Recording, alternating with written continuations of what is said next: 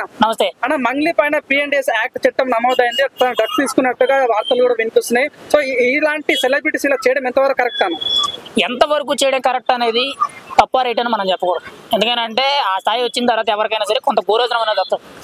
తను బాగా సంపాదిస్తుంది, మంచి పేరు తెచ్చుకుంది, ఒక ఇన్ఫ్లుయెన్సర్ అయ్యింది, తన దగ్గర బాగా డబ్బు ఉంది కాబట్టి ఒక రకంగా ఇది బర్త్డే పార్టీ అనకూడదు, రేవ్ పార్టీ రేంజ్కి వెళ్ళింది ఒక రకంగా. ఇంకా అందులో అది ఒకటే తక్కువ, కొంచెం పేరు ఒకటే తక్కువ అన్నట్టుంది. ఇప్పుడు విదేశీ మద్యం దొరికిందని అంటే అక్కడికి వెళ్ళింది, దగ్గర 50 మంది వరకు అందులో ఇన్వాల్వ్ అయ్యి ఉన్నారంటే అదే కారణం. అక్కడ మెయిన్గా గంజాయి డ్రగ్స్ దొరుకుతున్నాయంటే ఇంకా అది ఒకటే లేదంతే, ఆ పేరెట్టినా తప్పులేదు. కానీ ఇక్కడ విశేషం ఏంటంటే ఆవిడ ఏదైతే సెలబ్రేట్ చేసుకుందాం అని చెప్పి అక్కడికి వెళ్ళిందో, అక్కడికి వెళ్ళిన తర్వాత మా ఇన్ఫర్మేషన్ ఎవరు బయట తీసారు కానీ ప్రూఫ్స్ తో సహా వీడియోలతో సహా బయట పెట్టేశారు. ఒక రకంగా మంగళి కెరియర్ కి ఇది ఒక డెడ్ ఎండ్ అని నేను అనుకుంటున్నాను. ఎందుకంటే ఫోక్ సింగర్ గా మంచి పేరు తెచ్చుకుంది, భక్తి పాటల్లో కూడా మంచి పేరు తెచ్చుకుంది. మరి అటువంటి సింగరు బర్త్డే పార్టీల కోసం అని చెప్పి ఇలాగా సిటీ అవుట్స్కట్స్ లో ఒక ఫామ్ హౌస్ లో ఇలాంటి పార్టీలు చేసుకోవడం అనేది కరెక్ట్ కాదు. అది తన కెరియర్ కి ఏదైనా మైనస్ అయ్యే ఛాన్స్ ఉందా? మళ్ళీ ఫ్యూచర్ లో భక్తి సాంగ్ పాడే ఛాన్స్ ఉందంటారా? అది చెప్పలేం. ఇప్పుడు మైనస్ అయ్యే ఛాన్స్ ఉందనంటే తనకి టాలెంట్ ఉంది కాబట్టి స్టిల్ కంటిన్యూ అవుతారు. కానీ ఏంటంటే గతంలో ఉన్నంత హైప్ ఉంటుందని నేనైతే చెప్పలేను. ఎందుకంటే తనకు ఒక వాల్యూ ఉంది, తనకు ఇన్ఫ్లుయెన్సర్ కాబట్టి, మంచి సింగర్ కాబట్టి ఖచ్చితంగా కంటిన్యూ అయ్యే ఛాన్సే ఉంది. అలా అని చెప్పి పూర్తిగా పతనం అయిపోవడానికి వెళ్ళలేదు. కానీ ఇందులో ఒక రాజకీయ కుట్రకోణం ఏదో ఉందని చెప్పి ఒక మాట వినిపిస్తుంది. అంటే ఇది కావాలనే వీడియో తనని పట్టించడానికి ఒక వీడియో లీక్ చేశారు, అక్కడి నుంచి పోలీసులు వచ్చి పట్టుకున్నారని చెప్తున్నారు. ఏదేమైనా కానీ ఎలా పట్టుకున్నా కానీ తప్పే కాబట్టి వాళ్ళ మీద కేసులు అయితే నమోదైనాయి. మంగ్లీ అంత అంగరంగ వైభవంగా బర్త్డే సెలబ్రేట్ చేసుకోవాల్సిన అవసరం ఏముందన్న?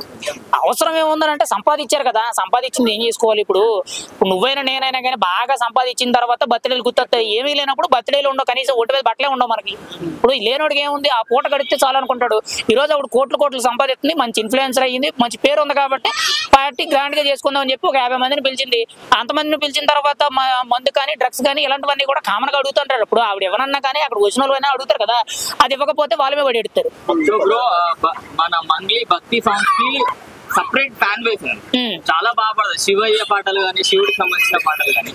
మరి ఇలా పాటలు భక్తి పాటలు పాడుకుంటూ ఇలాంటి పనులు చేయడం కరెక్టేనా అని అంటే దానికి మనం చెప్పలేము. ఇప్పుడు ప్రొఫెషనల్ పర్సనల్ అవుద్ది. ప్రొఫెషనల్ లైఫ్ లో ఇప్పుడు ఎంతవరకే కానీ తను ఒక వర్క్ చేసి ఒక క్రెడిబిలిటీని సంపాదించుకోగలిగింది. కాకపోతే ఏంటంటే ఓపెన్ గా చెప్పాలంటే తమ్ముడే ప్యాకెట్ అన్నట్టు ఏ పని ఆ పని. ఇప్పుడు పర్సనల్ లైఫ్ వచ్చినట్టు బర్త్డే పార్టీలు చేసుకున్నారు. ఇప్పుడు అది తప్పు అని మనం అనలేము. ఇప్పుడు వాళ్ళ డబ్బు వాళ్ళ ఇష్టం, వాళ్ళకి నచ్చినట్టు చేసుకుంటారు. కాకపోతే ఏంటంటే చట్టరీత్యా గంజాయి డ్రగ్స్ అవన్నీ నేరం కాబట్టి కేసులు నమోదైనవి. అంటే చాలా మంది చిన్న పిల్లలు మంగ్లీ పాటలు చూస్తూ ఉంటారు, మంగ్లీని ఇన్స్పిరేషన్ గా తీసుకుంటూ ఉంటారు కదా.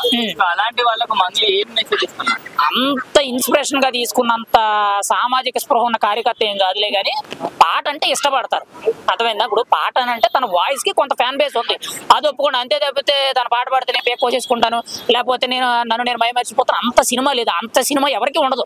AR రెహమాన్కి అంత సినిమా లేదని నేను చెప్తాను. ఎందుకంటే ఎవరైనా కానీ పాట, తన వాయిస్, తన చరణం ఏదైతే ఉంటే దాన్ని ఇష్టపడతారు. అంతే తప్పితే తను లేకపోతే నేను చచ్చిపోతాను, తన పాడపోతే నేను అయిపోతాను అంటే అంత సినిమా ఎవరికి లేదు. అక్కడ ఇళయరాజా లాంటి గొప్ప ఈ సింగర్స్కే లేదు.